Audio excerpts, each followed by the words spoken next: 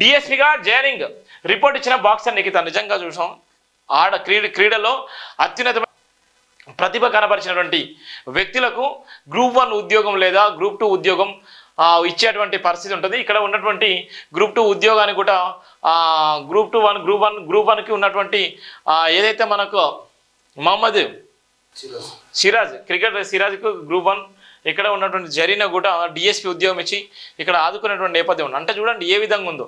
ఇలా క్రికెట్ రంగంలో కానీ ఇలా క్రీడా రంగంలో కానీ వాళ్ళ అత్యున్నతమైన ప్రతిభ కనపరిస్తే వాళ్ళ గవర్నమెంటే స్టేట్ గవర్నమెంట్ వాళ్ళ కోటా కింద వాళ్ళకు ఉద్యోగాలు ఇచ్చే నేపథ్యం ఉంది.